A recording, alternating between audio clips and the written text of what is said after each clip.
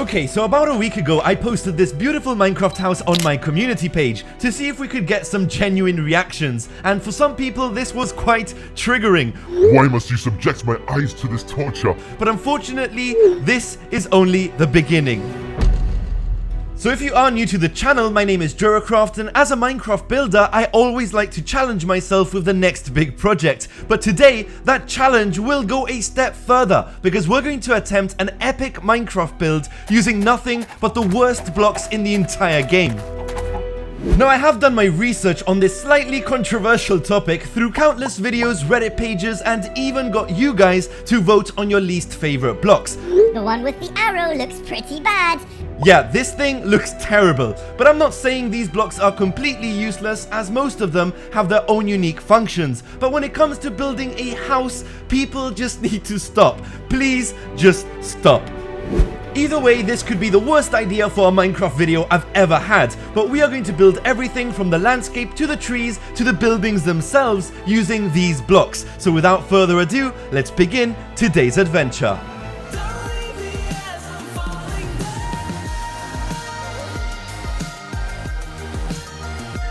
Okay, so I've put together a list of the blocks we're going to be using for this project, and this is pretty much down to popular opinion.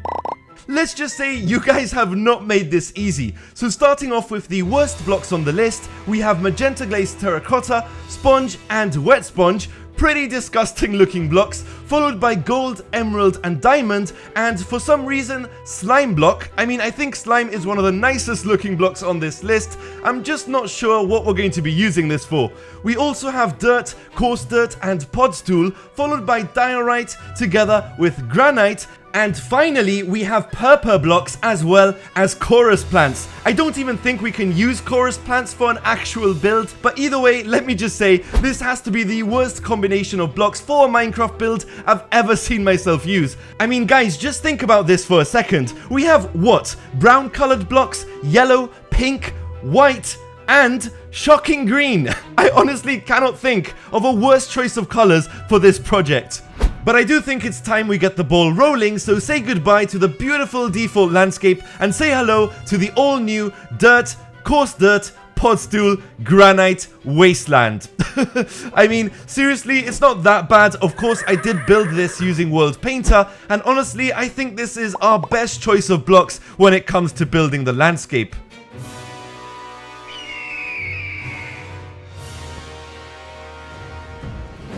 But let's be honest, the landscape looks really empty, and of course we can't add trees because we don't have access to any leaves or logs. Besides that though, if we do want to make the landscape look a bit more interesting, we could get away with building some giant mushrooms. Of course, I've had to use some diorites for the mushroom stems in combination with the glorious sponge block. What? Look, I told you guys this was gonna be a bad idea, but if we put aside the fact these mushrooms look super bright, I don't think it looks that bad. It just kind of feels like we're on some sort of alien planet. But I do still feel like the landscape needs something extra. So after revisiting my pathetic list of blocks, I decided that the slime block would be my next victim. I thought this would make the perfect choice for some poisonous looking ponds, rivers and waterfalls to really just flood the entire landscape in this toxic looking environment.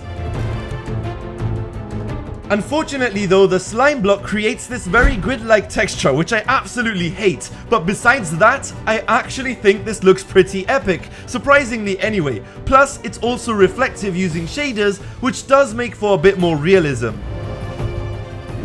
So I think it's time we start building a few houses, and honestly, I had no plan for this whatsoever. I started off with some diorite for the frame, as well as some purple blocks for the walls. Slowly but surely, I started experimenting with chorus plants, as well as some other crazy blocks on our list. And let me just say, the magenta glazed terracotta was by far the trickiest block to work with.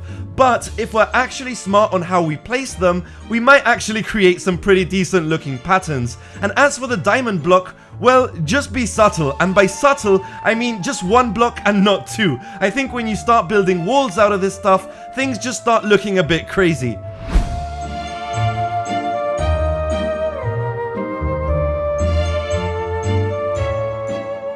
So once I had this design sorted, I slowly started expanding on the city. But when it comes to decorating, well, there just really wasn't much blocks to choose from. I built a small fountain as well as a few park benches and just had to be a bit imaginative when it came to building the streetlights. So eventually I just decided to place chorus plants all over the village just because I was extremely curious to see what this would look like, and it's also surprisingly quite mesmerizing just to watch them grow.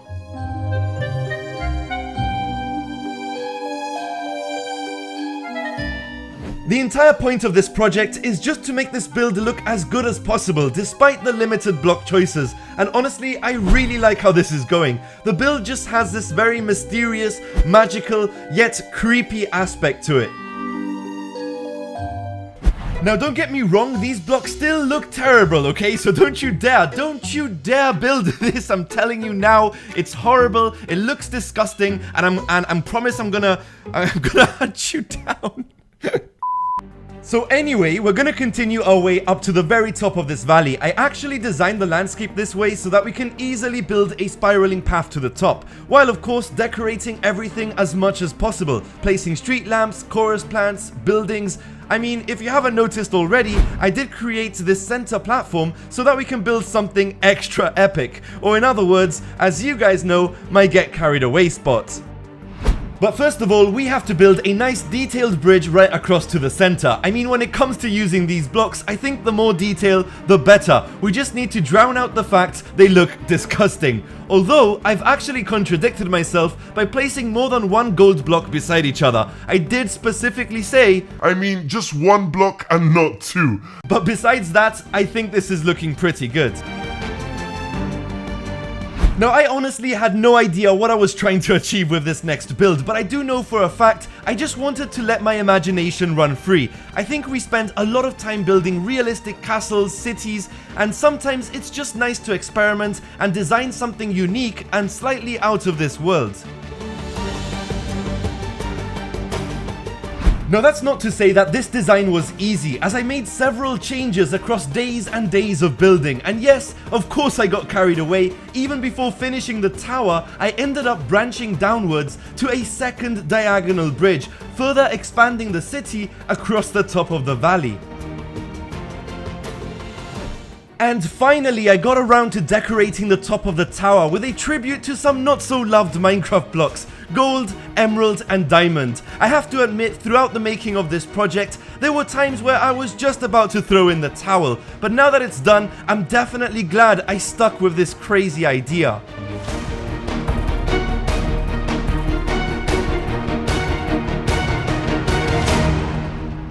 Now guys, before you go, don't forget that you can get your hands on all my Minecraft worlds on my website. As for me, well, I'm gonna go donate to some random streamers because I just got a Twitch account and that kind of makes me happy.